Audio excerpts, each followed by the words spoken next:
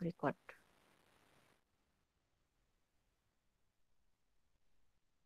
Oke, lanjut. Nah, terus sebelum-sebelumnya itu di tahun 1800 sampai 1974 kabel yang dibuat itu buatan Inggris dan bahan bakunya itu diambil dari negeri-negeri Khatulistiwa pokoknya. Malaysia, Indonesia kayak gitu.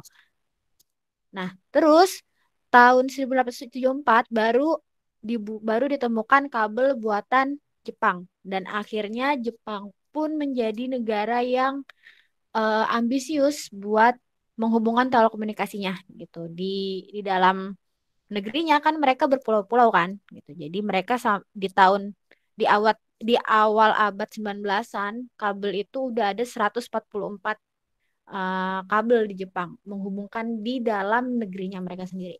Nah, terus habis itu di tahun 1972 sampai 1920 itu jaringan global. Jadi nggak cuman yang berkuasa tentang optik, nggak cuman Inggris dan Jepang, nggak cuman itu, tapi ke semuanya. Dari Eropa ke Amerika ke mana lagi? Australia, kayak gitu-gitu. Itu kabel submarin pun eh udah berkembang, udah mulai persaingannya di sekitar tahun awal abad 19. Nah, terus di awal abad 19 nih, radio ditemuin. Radio kan suara, iya kan? Radio itu broadcast suara.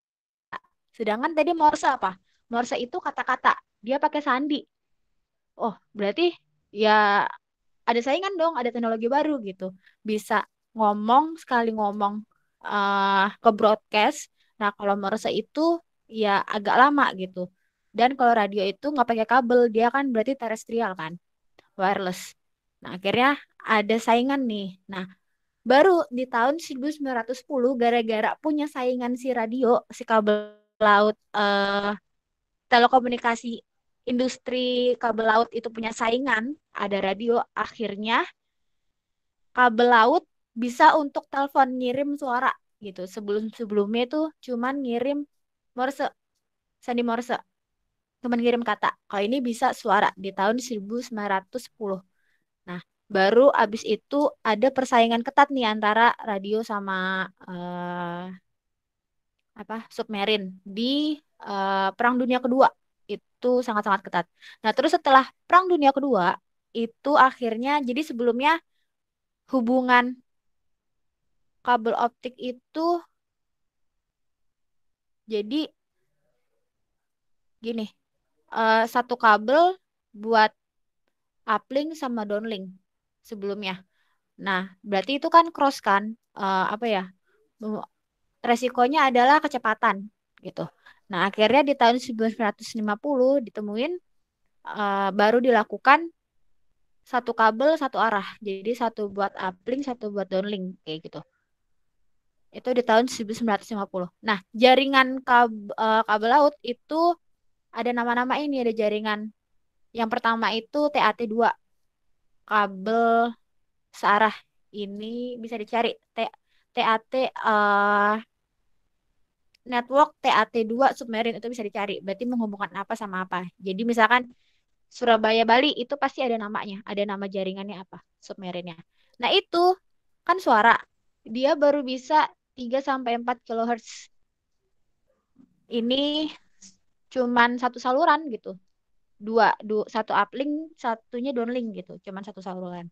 Nah, terus di tahun 1960 barulah ditemukan kabel yang lebih apa kabel yang lebih besar dan ringan daripada kabel buatan Jepang dan Inggris sebelumnya. Baru nih ditemuin teknologi kabel baru. Nah, akhirnya bisa jaringannya 3 megahertz. Tadinya kan 3 kilohertz, cuman satu saluran. Nah, 3 megahertz itu bisa sekitar berarti 103 atau 110 saluran ya gitu. Kan dari kilo ke mega gitu. Nah, terus habis itu baru nih satelit ditemuin 1960 65 persaingan lagi. Tapi bedanya eh apa ya? Gak bisa gini. Kalian harus bener-bener kita harus bener-bener ngerti kalau nggak ada teknologi yang lebih baik daripada teknologi yang lain. Contohnya 5G lebih baik daripada 4G. Nggak, jangan pernah bilang seperti itu. eh Dilihat dulu, kalau misal dilihat dulu kebutuhannya apa. Misalkan kalau kalian ngebutuhin kecepatan, oh berarti kalian lebih cocok menggunakan 5G. Tapi kalau misalkan kalian mengutamakan keakuratan, kan semakin cepat berarti akuratnya makin berkurang dong. Atau kalau nggak akurat, ya nggak jauh-jauh. Resikonya kalau nggak keakuratan data atau keamanan data. Udah itu aja. Resikonya antara dua itu. Nah, kalau misalkan kalian pengen lebih aman, misalkan kalian jadi presiden gitu kan, atau pakai orang penting lah yang banyak akan nyerang kalian gitu, ya mending pakainya teknologi yang 4G atau CDMA. CDMA itu yang paling aman, nggak bisa dihack. Nah, terus baru nggak otomatis teknologinya berkembang lagi, jadi dalam satu kabel itu bisa 40 MHz. Nah, ini terus berkembang sampai sekarang. Nah, baru di tahun 1985 baru bisa ngirim data kabel laut. Jadi sebelumnya itu ngirim sandi Morse, terus ngirim suara aja. Nah, baru di 1985 bisa ngirim data. Beda ya, data suara sama suara itu beda. Eh, Morse, suara sama data. Nah, ini. Nah, baru nih dalam satu kabel sebelumnya itu cuman dua saluran kecepatannya 140 megabit per second. Udah beda ya. Tadi kan kalau hertz, sekarang bit per second.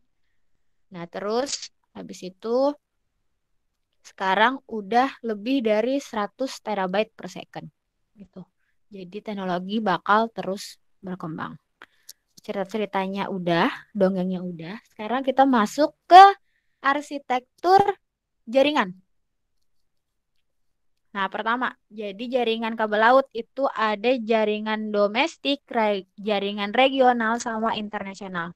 Domestik itu biasanya di dalam negara gitu. Nah, terus ini ya, nih. Jadi kabel optik itu nggak harus pulau ke pulau, nggak harus. Tapi misalkan di Jakarta nih, misalkan ya ini Jakarta ya. Nah, di Jakarta itu kan teknologinya udah maju nih, teknologi telekomunikasinya udah maju. Nah, terus ada di sini nih, misalkan Subang, misalkan Subang, teknologinya kan belum maju. Nah, sedangkan kalau misalkan lewat kabel tanah itu nggak memungkinkan. Misalkan karena ada proyek tol atau emang tanahnya udah penuh semua sama kabel power atau apapun itu. Jadi banyak hambatannya. Jadi bisa dihubungin nih dari Jakarta ke Subang pakai kabel laut gitu. Nah, jadi jaringan domestik itu biasanya di dalam negara. Jadi misalkan antar pulau kecil atau dalam ah, satu pulau besar, garis pantai ke garis pantai, atau dari pulau kecil ke pulau besar, atau dari seperti ini, jadi di dalam negara biasanya, atau ke perminyakan di tengah laut, seperti itu, menghubungkan komunikasi. Bisa dibaca sendiri. Nah, terus jaringan regional, tadi kan domestik. Nah, regional biasanya menghubungkan beberapa negara. Biasanya negara yang kurang, misalkan apa? Misalkan pakai pakai gambar tadi ya. Tanpa contoh ya, ini contoh bukan. Misalkan ini negara berflower, terus ini negara berkembang. Bukan, negara berflower sama negara berbunga gitu misalkan ya. Nah, negara berflower itu lebih maju daripada negara berbunga. Padahal dia satu satu pulau atau deketan seperti ini. Dia deketan. Nah, itu bisa ambil data dari negara berflower gitu, hubungkan ke negara berbunga seperti itu. Jadi bisa antar negara juga.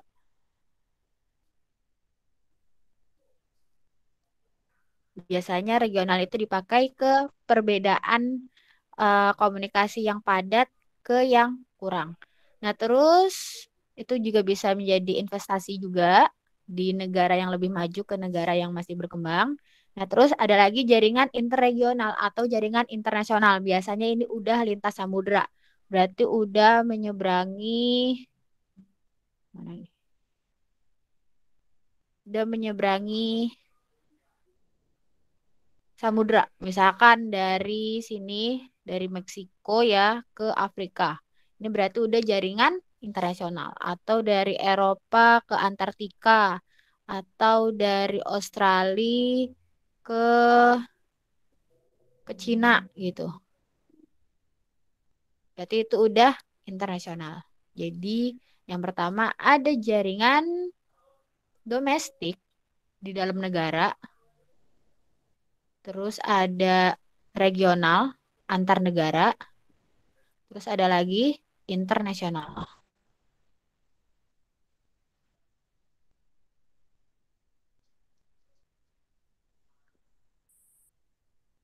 Next.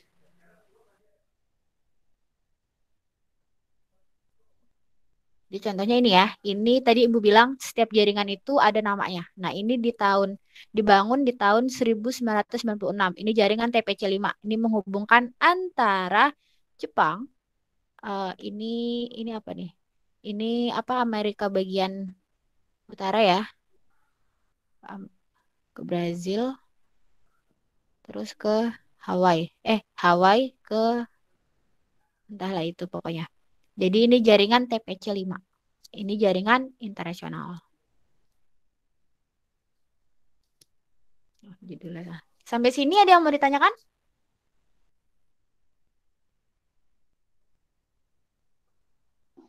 Bu, kalau negaranya nggak punya laut, berarti dia nggak punya kabel laut ya, Bu? Bisa, iya benar. Kalau misalkan negaranya nggak punya laut nih, misalkan, waduh, ini nggak bisa di zoom ya. Dari sini ke sini, ya nggak bisa pakai kabel laut gitu. Dia pakai kabel tanah. Atau berarti lebih baik dia pakai satelit atau teknologi radio gitu. Disesuaikan. Yang tadi Ibu bilang lagi, teknologi itu nggak ada yang lebih bagus daripada teknologi lainnya. Yang mana yang lebih cocok sama kebutuhan gitu. Ada lagi yang mau nanya? Udah ya, gampang. Jadi dongengnya udah sekian cerita-cerita sejarah dan tentang jaringan, jenis-jenis jaringan kabel laut. Nah, sekarang kita masuk ke jenis kabel laut. Nah, jadi ada, oh salah Ibu naruh PPT-nya.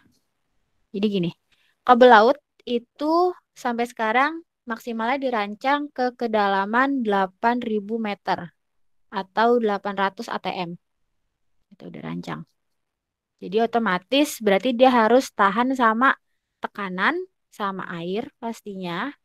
Nah, terus kabel laut itu dirancang 25 tahun itu nggak usah ada perbaikan. Perbaikan melalui kapal atau perbaikan melalui apapun itu. Nggak ada perbaikan karena masalah internal. Kecuali misalkan ada gempa, ada tsunami, kayak gitu-gitu.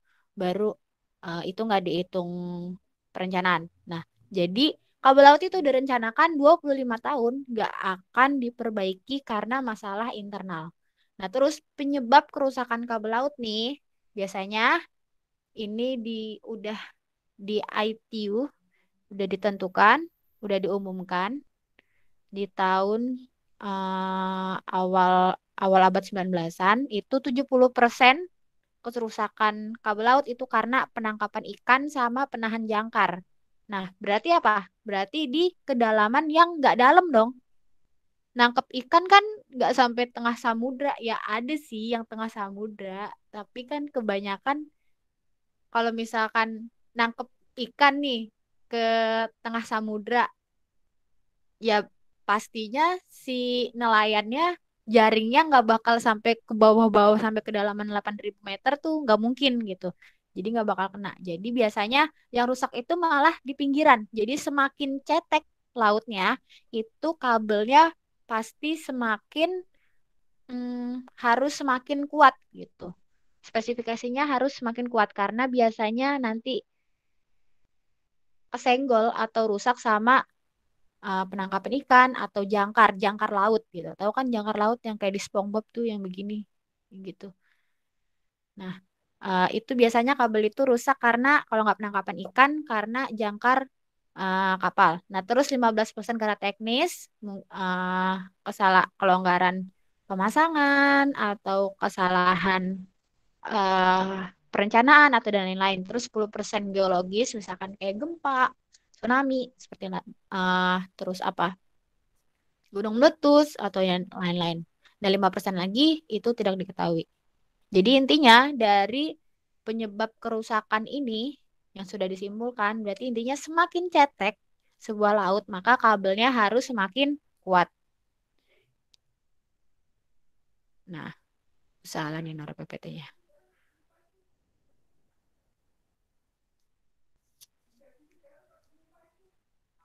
Nah, terus kabel bawah laut itu ada dua tipe. Ada lost tube sama slot core atau ribbon bisa disebut.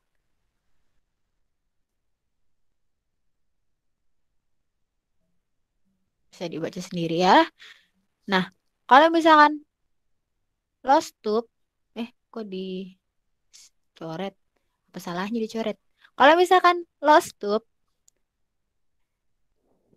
dia single core berarti ya. Nah, kalau misalkan ribbon, itu dia dua lapis.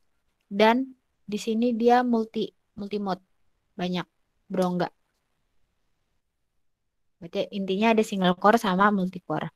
Nah, terus jenisnya itu ada DA, double armor, armor, but it armored, ini armored, double armor, single armor, sama lightweight. Nah, jadi ada DA, SA, sama LWP. Nah, ini saran ibu kalian screenshot ya, soalnya ini kunci proyek kita nanti. Dan ulangannya juga ibu gimana caranya, pokoknya intinya dari 3 poin ini jadi banyak soal gitu ibu kembangin. Nah, jadi double armor, single armor, sama lightweight LWP. Nah, kalau misalkan double armor itu dipasang di kedalaman 0 sampai 500 meter. Nah, biar amannya berarti sekitar 200 meter atau bisa nanti kalian tentukan di 400 meter atau 300 meter gitu. Nah, terus kabel SA itu dari 500 sampai 1000. Nah, LWP itu di kedalaman lebih dari 1000 meter. Ini contoh kabel merek. Jadi kabel optik itu banyak mereknya ya, pasti gitu. Pasti banyak pabrik, beda spesifikasi kayak gitu. Ya, ingat ya di teknologi itu beda pabrik, beda spesifikasi. Makanya kalian perlu download namanya datasheet.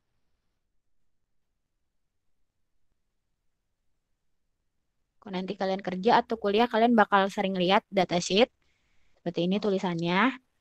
Lihat kalau ini ibu downloadnya datasheet merek Hexatonic. Nah, jadi biasanya tiap perusahaan kalau mengeluarkan eh teknologinya, entah itu komponen, entah itu komputer, misalkan laptop, PC, RAM gitu. Itu pasti dia mengeluarkan datasheet karena apa? Untuk nunjukin spesifikasinya. Nah, ini Hexa ada A-nya. Hexatronic. Oh, salah. Hexatronic gitu nama mereka. Hexatronic ini mereknya. Nah, datasheet ini dijelasin nih. Dia itu tipenya yang double armor. Dia jualnya ada beberapa tipe. Yang tipe double armor itu dia tipenya low tube, terus beratnya 15 ton, bisa dipakai di kedalaman kurang dari 3000 meter. Kapasitasnya di dalam yaitu 1 sampai 96 fiber. Itu. Jadi tergantung nanti beda beda pabrik otomatis beda lagi spesifikasinya gitu. Jadi dilihat. Jadi bisa di-download datasheetnya bisa dicari-cari. Ya, tapi eh intinya kalau di telekomunikasi standarnya itu seperti ini ya. kabel DA itu biasanya dipakai di kedalaman 0 sampai 500 meter, SA 500 sampai 1000, lebih dari 1000 itu LWP. Nah, terus single armor. Dia tipenya low tube yang dijual di sini, beratnya 10 ton, bisa digunakan di kedalaman kurang dari 3000 meter. Terus dia satu kabel itu 1 sampai 96 fiber. Sekarang kalian lihat ya, double armor. Berarti armor double kan? Ini single. Nah, jadi ini pasti lebih kuat daripada SA. Jadi DA pasti lebih kuat daripada SA. Karena apa? Karena nanti dia akan banyak ketemu sama jangkarnya kapal, penangkapan ikan, bakal sering kesenggol-senggol. Jadi supaya kuat, nggak rusak, pakainya tipenya yang double armor. Jadi pelindungnya ada dua. Kalau SA, pelindungnya cuma satu. Nah, terus LWP, Lightweight Protect. Nah, itu pasti beda ya. Dia lebih, dia beratnya tadi kalau SA itu beratnya 10 ton. Kalau LWP, kasih tahu nih, beratnya cuma 4 ton. Bisa digunakan di kedalaman kurang dari 5.000 meter. Berarti kalau nanti uh, kedalamannya misalkan 8.000 meter, harus cari LWP tipe apa nih dari Hexatonic atau dari merek lain kan bisa gitu. Jadi dicari yang bisa spesifikasinya 8.000 meter. Jadi nanti disesuaikan gitu.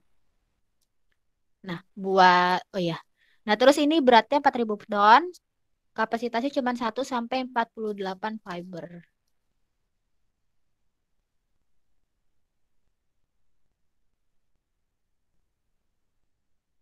Nah, jadi ada yang mau ditanyakan? Jadi intinya di kabel laut itu ada 3 tipe, ada double armor, ada single armor, sama lightweight protect. Di sini ada yang mau ditanyakan sebelum kita next ke proyek.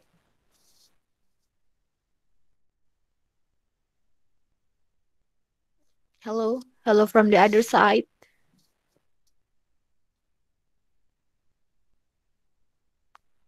Dia tadi ibu ngomong sendiri deh kayaknya ini mah.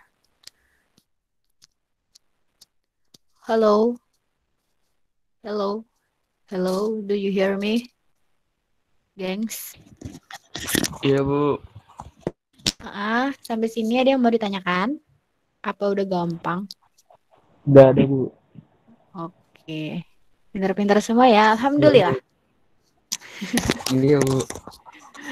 Oke, jadi kalau sama ibu, kalau misalkan menurut kalian ngejelasinnya kecepatan atau teorinya kegampangan Bu, atau proyeknya kesusahan Bu, saya ada kendala di sini, atau ibu kalau ngomong jangan kecepatan, atau lebih dipelanin, atau bahasanya dimudahkan, itu kalian bisa PC aja ke ibu terbuka, jadi kita dua arah, biar sama-sama berkembang, kalian tambah pinter, ibu juga tambah bisa mempintarkan kalian.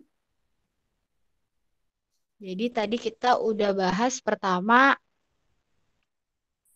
sejarah, kabel laut. Jadi pertamanya Morse, terus suara, terus baru ke data. Nah, terus arsitektur kabel laut itu ada domestik, ada regional sama internasional. Terus jenis kabel laut ada lost tube sama slot core. Nah, jenisnya menurut menurut kekuatannya itu ada double armor, single armor, sama lightweight protect.